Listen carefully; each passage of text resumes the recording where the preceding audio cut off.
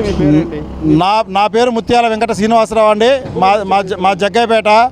మా బాబు కెనడా వెళ్ళాడు. మా బాబుకి 10 లక్షలకు గాను 5 లక్షలు ఆల్రెడీ వచ్చేసి ఇంకో 5 లక్షలు రావాలి. ఆ రకంగా కొంతమందికి 10 లక్షలు రావాలి, కొంతమందికి 5 లక్షలు రావాలి. ఆ రకంగా మొత్తం మీద 90 కోట్ల రూపాయలు పెండింగ్ నిధులు ఉన్నాయి. ఈ పెండింగ్ నిధులు వెంటనే కూడా విడుదల చేయాలని మేము ఈరోజు కాపు కార్పొరేషన్ ఆఫీస్ ముందు ధర్నా చేస్తున్నాం. అంతేకాదు సంవత్సరానికి 3,000 కోట్ల రూపాయలు కాపు కార్పొరేషన్ కేటాయిస్తానని చెప్పి కూటమి ప్రభుత్వం హామీ ఇచ్చింది. అందులో భాగంగా గడిచిన 2 సంవత్సరాలకి 6,000 కోట్ల రూపాయలు కాపు కార్పొరేషన్ కేటాయించాలి. అందులో మాకు 90 కోట్ల రూపాయలు వెంటనే విడుదల చేయాలని మేము కోరుచున్నాం. ఈరోజు మేము ఇప్పటికిప్పుడు ధర్నా చేసింది కాదండి.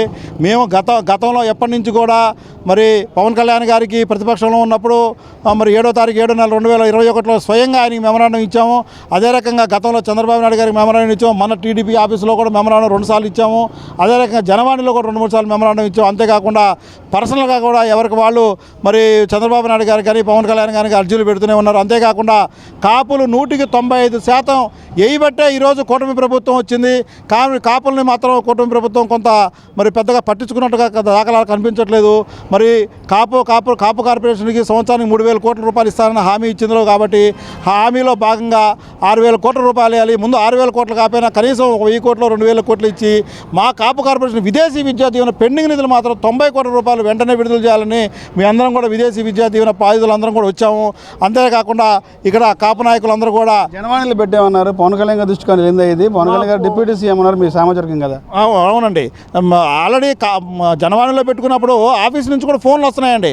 మేము దీని మీద వాళ్ళు ఏం చేస్తారు, మీ కాపు కార్పొరేషన్ ఆఫీసు ఫార్వర్డ్ చేసామన్నారు. వీళ్ళు ఏం చేస్తారు బాబు, వీళ్ళు బిల్లు పెడుతున్నారు, పంపిస్తున్నారు, బిల్లు అక్కడ ల్యాప్స్ అయిపోతున్నాయి. వీళ్ళు తప్పేం లేదండి. అక్కడ ఆర్థిక శాఖ నుంచి బిల్లులు ఇప్పుడు ఆల్రెడీ 3.5 కోట్ల బిల్లు రెడీగా ఉందండి. అందులో 50 లక్షలు కొంత కోర్టు ద్వారా కొంతమందికి వచ్చినాయి. కోర్టు ద్వారా కొంతమందికి వచ్చినాయండి. ఇంకా కోర్టులో 400 మంది ఉన్నారు. ఇంకా మొత్తం 1,100-1,200 మంది బాధితులు ఉంటే కోర్టులో ఇంకా 400 మంది ఉన్నారు. 100 మంది కోర్టు ద్వారా వచ్చేసినాయి. 3.5 కోట్ల బిల్లు ఆల్రెడీ ఇప్పుడు దీంట్లో ఉంటే దాంట్లో సుమారు ఒక 50 లక్షలు వాడితే ఇంకా 3 కోట్లు ఉంది. ఈ 3 కోట్లు రేపు మార్చిలో వాడుకోకపోతే ల్యాప్స్ అయిపోతుంది. మళ్ళీ రెండు వచ్చి మళ్ళీ కొత్త బిల్లు పెట్టుకోవాలి, మళ్ళీ కొత్తది చేయాలి. అది కాకుండా ఇంకో 18 కోట్ల రూపాయల బిల్లు కూడా పెట్టారు. వీళ్ళు ఏం చేస్తారంటే ఆర్థిక శాఖ దగ్గరకు వచ్చే కల్లా చివరికి నిధులు విడుదల చేయడం వల్ల ఈ బిల్లులు ల్యాప్స్ అయిపోతున్నాయి. కానీ కాపు కార్పొరేషన్ చైర్మన్ గారు కానీ ఎండీ గారు కానీ, ముఖ్యంగా ఎండీ గారు అయితే పాపం పట్టుబదలను విక్రమార్కుల్లాగా ఆయన బిల్లులు పెడుతూనే ఉన్నారు, పంపిస్తూనే ఉన్నారు. కానీ అక్కడ ఆర్థిక శాఖ బిల్లులకి డబ్బులు ఇట్లా.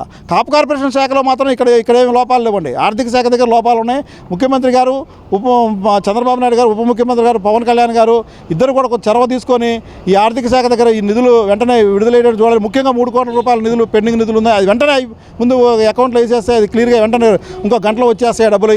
అదేవిధంగా 18 కోట్ల రూపాయల బిల్లు ఉంటుంది, అది కూడా ఇచ్చేసి మిగతా కూడా మొత్తం 90 కోట్ల మిగతా డబ్బులు కూడా ఇచ్చేయాలని మేము కోరుచున్నాము. జై కాపు, జై జై కాపు.